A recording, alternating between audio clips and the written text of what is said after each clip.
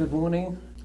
Saturday, March the 24th, 2012, and Jay Campbell is video recording one of our Legion members, Gabriel Pasquale Marra. Good morning, Gabe. Good morning. Gabe, where are you living now? Right now we live in Washington Township. Okay, and how long have you lived there? Well, I don't know about the years, but I reside there, but I live in Hillsdale. That's How long have you I was been born, in well, I was born in Hillsdale. You were born in Hillsdale? 83 years. 83 years. I was born in this town. Your service history, what branch of the service were you in? I was in the United States Army. And when did you go into the Army? I believe it was around 1951. Okay. And when were you discharged? From the regular Army in 53, from the reserves I think another 5 years. Okay. That I got the final discharge. Where did you go into the service from? What? Well, locally here down through Newark. New Jersey. Your highest rank held while you were in the service? Corporal. Corporal. All right. And what unit were you attached to? The 45th Infantry headquarters. Okay. I was actually division band at headquarters. All right. And you said something about this was actually a National Guard unit? The 45th Division was a National Guard unit from Oklahoma, and they were pulling out, and we were, the group I was with coming in was replacements. So your replacement group for this National Guard unit? Yes, That could be edited in or edited out. And where did you serve overseas? In Korea. All right. You mentioned that you were drafted out of college. How did that come about? Well, that's a long story, but I had 2 years of college in, and I was playing a music job out in Shelter Island. I came home and I got a draft notice, and I tried to fight it. What had happened was I was in the upper third of the class, which was okay, but my records got lost, and the draft board was on vacation, and they wouldn't come back until the second week of September, and I was supposed to leave the first week in September, and I had all the information, and I went in the Army thinking that I'm going to get out. You know, I'm going to get a letter, and all this nonsense is going to stop, you know, the Army routine. Yeah. Well, all of a sudden I got a letter and said, the draft board said that all the wheels were in motion for your enlistment. We can't change it now. So and it was one of the best things that happened. I met some great guys. And where did you take basic training? Fort Dix. You had mentioned that you attended band school. How Yeah, long you was had, in other words, that was an MO as a bandsman. But I was with the 45th Infantry Division Band. That would comprise a lot of things, playing concert, jazz, just about everything. We were the General's Band. We played marching band, and along with that, we also had to pull regular Army duties. And everyone thought, well, this is an easy job. Yeah. And Gabe, what brought you to band school? What was your background? Well, the background was, if I didn't get into band school, I would have been in the infantry. So But did you know instruments? Or in order to be a bandsman, you had to have some experience. They couldn't make you a musician in 4 weeks, right, like that. A good friend of my brother's was what we call a sergeant recruiting office or something, or assignment. And my brother hooked me up with him, and he said, well, I can get you an audition. He said, but I can't just get you in the band. You have to audition for it. right. So which I did, and which I passed. You mentioned following the basic training, you were shipped to Seattle, and then you took a ship to Japan. Right. How long were you in Japan? Oh, just a train ride to South Korea. Okay. I believe it was Busan was the base. Busan. I understand that on the ship going over, being in the band, you would also play for the troops Yeah, on well, the ship? we did that to get out of KP and all the other duties, cleaning up the messes, you know. Uh-huh. And we said, well, we can't do both. We can entertain, or we'll do the other. Yeah. We took a shot. Okay. And of course, there was only 2 other guys and myself out of I don't know how many hundreds on the boat, you know. And we were good. We were the honchos there, you know. Okay. You mentioned that you had the opportunity in one of these entertainment situations to dance with a famous movie actress. Yes. How did that come about? Yeah, we had quite a few come through, and the USO troops? USO tours couldn't go too close. They could only go so close to the artillery in the rear, and the troops were brought back for their entertainment. These people couldn't chance that they would go into the any danger area that might be around. One particular time was Debbie Reynolds, was Carlton Carpenter, Walter Pigeon, Movita, and this was the group, and we played for them.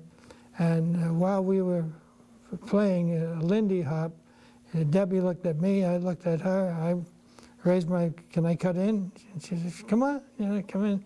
And as soon as I cut the second Louis out, the guys went crazy. Hey, you know, like, nobody liked the second Louis. Uh-huh. Yeah. And yeah, I had fun with her. Okay. It was fun.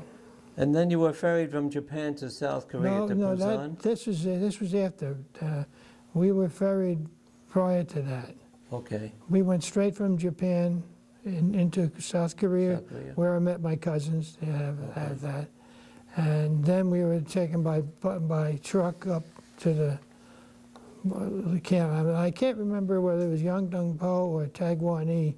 It was one of those areas. That was the last railhead. But the entertainment came later after we were in the outfit for a while. All right, so in the band. Your primary duties would have been to entertain our troops? To entertain the troops, to play for the marches, for concerts, just about do anything musically. There was only a select few that did what we call entertainment. The rest were all just, you know, guys that played their instrument, and the marching band, concert band, and the dance band, and so we used to call ourselves the Crazy Combo. Okay. So I think it went something like this: Crazy Combo, play so pretty, Crazy Combo, awful witty, you'll like it, you'll love it, 45th Division Band. That was our. Still remember? Oh yeah, I sung it 1,000 times. Yeah. Yeah. You said that while we were not in the up in the front lines, you were close enough to the war? Yeah, we were headquarters. Outfits were only allowed to go so far, but we could hear things happening, particularly at nighttime when when the jets flew over. They were gone before you saw them. They came in, and what they did was soften up for the guys on all these different hills, Pork Chop Hill, and all a lot of loss of life. You mentioned about wanting to visit a cousin in a different part of South Korea. Well, ironically, I met one cousin in South Korea when we got off the boat. He was a medic in that outfit, and I felt a little better about seeing how relaxed things were there. But then my other cousin, both cousins from Sea Caucus, Marra's Drugs, they call it, was Angelo, and Angelo was in the artillery. And I got permission, I got a day off to go visit him, but I had to get there my own way and follow my nose, hitch a ride, which I did. And, you know, finally, after many rides, I found them, and they were in the action of shooting. They were bombing artillery, so it took a while for him to come back and greet us, you know. And at the same time, we were stupid. or I was stupid. I didn't put a helmet on, thinking all the guys had helmets and everything on. And so when they were finished with their whatever they were doing, bombing like that, he says, "How'd you get here?" I said, "I hitchhiked all the way in here." And he said, "Where'd you come through?" I said, "I came over the hill." He said, "You came over the hill?" I said, "Yeah." He says, "That's all, what do they call it? Mine? Mines. That's a minefield to keep them away from North Koreans to come to the artillery and take care of them." So we kind of had to laugh. He said, "Just stay on the road. Don't go off the road." So it was nice to be able to see a cousin who was only here maybe 30 minutes away, and there 3,000 miles. Yeah. So, you mentioned also an incident with a foxhole, meeting somebody in a foxhole. that was we had a keyboard player who was also a comedian professionally, and everything he did he had to do for a laugh, to get a laugh. He'd do anything. He'd brush his teeth with a shoe brush, or so, you know. And we played a lot of MASH hospitals like you see on television. Yeah. We finished our job, we played, and we were ready. Everybody was on the truck except Marty. We couldn't find Marty. I says, "I'll go find him." And of course, everything was pitch black because of the area we were in. And all of a sudden, I fell into it. Oh, God. And what did I land on was Marty. He was laying there waiting for somebody to hear him, you know, and come and get him out. And it was funny at the time, but yeah. Looking at it now is kind of silly. You mentioned about getting a special care package from home. Oh, well, my dad every once in a while would do things, and he'd send us a bottle of wine, homemade, and put it in a loaf of Italian bread, cut it, carve it out, wrap it up, and it came. They passed it through. Nobody knew what it was, and as soon as I opened the bottle up, the guys went crazy, you know, the tent, like that. And I think we finished it in one shot. Was it homemade wine? It was homemade, yes. Okay. Yeah. He did, by the way, he did the same thing for my brother, who was in the Pacific. Wow. And went, you know, fighting, and he used to send him every so often a bottle like that. Okay. You received a number of decorations and medals and commendations. What were some of the medals that you received? I don't even know. No, commendations, some from South Korea, the government. I had one I could have brought, was a commendation in relationship to what we were doing for the troops and the morale, et cetera, and how important that was. But I just never took the time to analyze. It's just been... Gabe, if I may, with your permission, you gave me a copy of one of the commendations, and if I can just read it. I don't know, sure. Headquarters 45th Infantry Division, citation, award of the commendation ribbon with medal pendant. Corporal Gabriel P. Marra, service number, Adjutant General's Corps, United States Army, 45th Infantry Division Band, 45th Infantry Division, is cited for meritorious service in Korea from 4 April 1952 to 5 May 1953.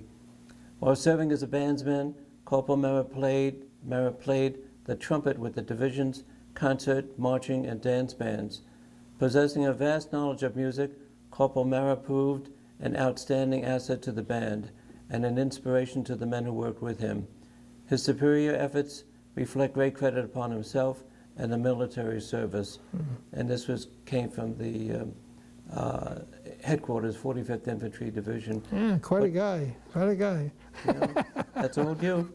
But you also got the Korean Service Medal, yes, with 3 Bronze Service Stars, United Nations Service Medal, the New Jersey Distinguished Service Medal, and the Republic of Korea citation or certificate from the President of South Korea. Following the service, Gabe, you came back home and you when I was out of service, I I picked up where I left off. I had finished 2 years at Manhattan School of Music, and I spent two years on a bachelor's degree at major in trumpet performance. 2 more years I went for my master's degree in music education, and it was without the GI Bill we couldn't have done it because my dad was a barber and just didn't have that kind of resources. But in Manhattan School of Music was originally on the east side, and then they graduated and they bought the Juilliard building. So the Manhattan School of Music now today is one of the leading or the best music schools, colleges around. How did you come into having your business? Was that through your father? That was through my aunt, who was a hairdresser. My dad started the barber shop in Hillsdale.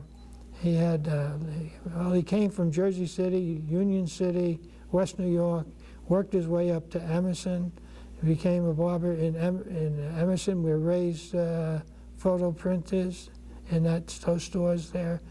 Then he opened up, he moved into Hillsdale, where the coffee places, what's the name of it? He moved there, and then he moved across the street where the bank was, where Myers Tires. And then we bought the house that I was born in. That was about 1928, 29. And his sister became a hairdresser and used to take the train in the morning to come to work, and used to catch a train to go home to work in Jersey City. Now they're doing it now, you know, a lot of things. But she's the one that encouraged me. She said, be a hairdresser, have something. If music doesn't work out, have it. So I was going to college at the same time. I was going to beauty school at the same time, and I was playing almost every Thursday, Friday, and Saturday at nightclubs and stuff, and hardly saw my family, you know. And this. Okay, speaking of playing in nightclubs, you related to me about how you first met Sandra, your present, you know, your wife, as far as having a chaperone. This was while you were in the States still? Oh, well, you mean the incident where I was playing out in Shelter Island? Yeah. Then when I came home, I got the notice about being drafted, and then when I realized I had to go, I had to make my commitment because we were under contract with the band to play at I think they used to call it the Silver Dollar, and